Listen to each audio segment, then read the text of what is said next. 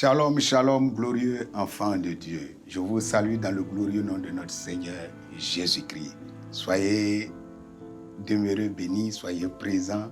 Nous allons passer un moment excellent aujourd'hui encore.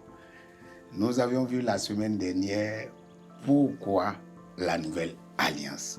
Aujourd'hui, nous allons voir comment bénéficier de la nouvelle alliance. Comment bénéficier de la nouvelle alliance. Pour ce faire, nous allons lire la parole de Dieu. Nous allons laisser le Seigneur s'exprimer lui-même par sa parole. Dans le livre d'Hébreux chapitre 6, Hébreux chapitre 8 au verset 6 précisément, qui dit ceci. Mais maintenant, il a obtenu un ministère d'autant supérieur qu'il est le médiateur d'une alliance plus excellente qui a été établie sur une meilleure promesse. Le médiateur, c'est celui qui se tient en deux parties. Donc, l'homme ayant péché, l'homme ayant été déchu, l'homme ayant fauté, ne pouvant plus s'approcher de Dieu, Dieu a donné quelqu'un qui était sans péché pour servir d'intermédiaire entre Dieu et les hommes. Donc, comment bénéficier de la nouvelle alliance? C'est d'accepter celui que Dieu lui-même a donné comme médiateur, comme celui qui vient être l'avocat, comme celui qui vient plaider pour nous. Donc, comment bénéficier de la nouvelle alliance? Ce premier verset commence déjà à nous introduire, commence à nous donner les différentes réponses. Nous allons aller encore dans le même livre d'Hébreux, mais cette fois-ci au chapitre 9, verset 14 à 17, que nous allons lire. Combien plus le sang de Christ, qu'il par l'Esprit éternel s'est offert lui-même sans tache à Dieu, purifiera-t-il notre conscience des œuvres mortes, afin que vous serviez le Dieu vivant. Verset 15. Et c'est pour cela qu'il est le médiateur d'une nouvelle alliance, afin que la mort étant intervenue pour le rachat des transgressions commises sur la première alliance, ceux qui ont été appelés reçoivent l'héritage éternel qui leur a été promis. Amen. Donc le Seigneur nous dit, après que le péché soit rentré, après que l'ancienne alliance ait été caduque, la nouvelle alliance par le Seigneur Jésus-Christ, le Seigneur nous rachète par un sang beaucoup plus excellent que celui de l'ancienne alliance. On va aller toujours pour étayer nos propos, pour donner beaucoup plus de preuves, afin que nous, enfants de Dieu, nous soyons aptes, nous comprenions plus facilement. Nous allons lire le verset, Hébreux chapitre 9, du verset 25 à 28. Et ce n'est pas pour souffrir lui-même, plusieurs fois qu'il est entré, comme le souverain sacrificateur entre chaque année dans le sanctuaire, mais pour offrir un autre sang que le sien. Autrement, il aurait fallu qu'il ait souffert plusieurs fois depuis la création du monde. Mais maintenant, à la fin des siècles, il est apparu une seule fois pour effacer le péché par son sacrifice. Et la Bible nous rassure, nous donne cette information, que par le passé, le sacrificateur rentrait plusieurs fois chaque année pour essayer de couvrir le péché, Mais Christ, il est venu une fois pour toutes, non pas pour couvrir, mais pour effacer le péché totalement de la vie de celui qui accepte de se confier en lui. Comment bénéficier de la nouvelle alliance? C'est de se mettre sous la tutelle, de prendre Christ comme son avocat. C'est d'accepter Christ comme le seul moyen par lequel Dieu lui-même a voulu se réconcilier le monde avec lui-même. C'est par Christ. Bien-aimés frères en Christ, je veux revenir sur un détail.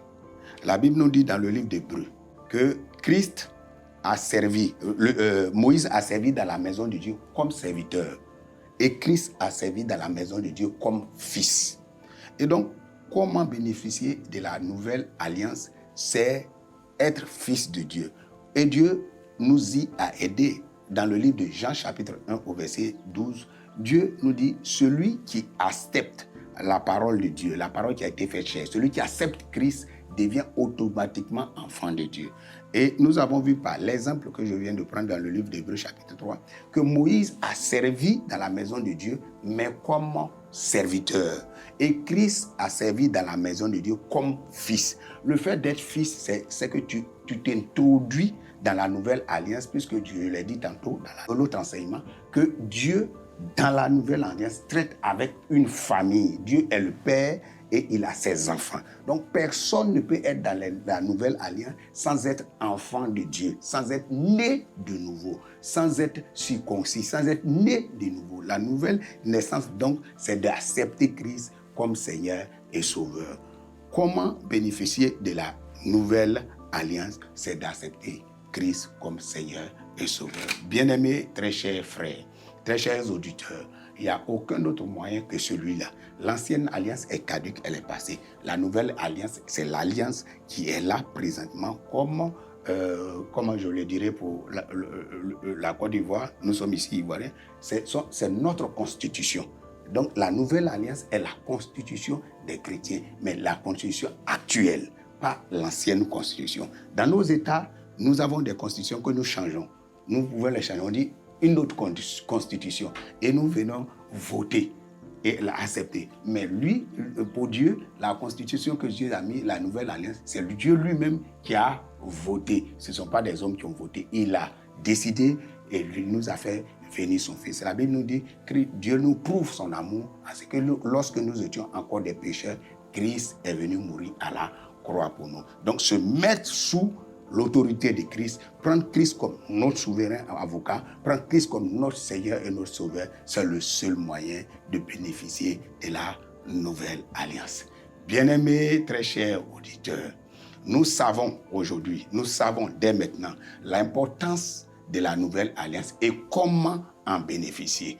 Et comment en bénéficier. Et l'alliance que nous avons, les promesses de la nouvelle alliance sont excellentes. Elles nous garantissent le salut éternel. Elles nous garantissent le pardon des péchés. Elles nous garantissent que nous avons un espoir et nous n'avons pas à faire de nous-mêmes, nous débattre comme par le passé. Nous devons simplement accepter Christ comme Seigneur et Sauveur, l'accepter par la foi et rentrer dans la grâce de la nouvelle alliance qui nous promet le salut, qui nous promet une vie éternelle.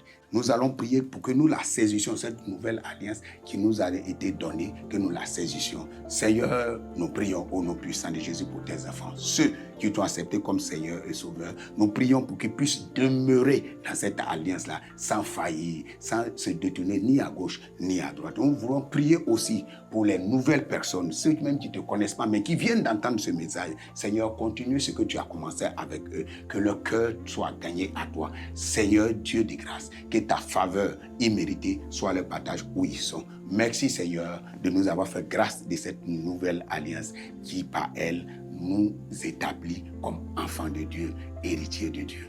Mais shalom, shalom, demeurez bénis, partagez, likez, partagez afin que l'évangile puisse toucher d'autres personnes. Que Dieu nous bénisse. Demeurez bénis.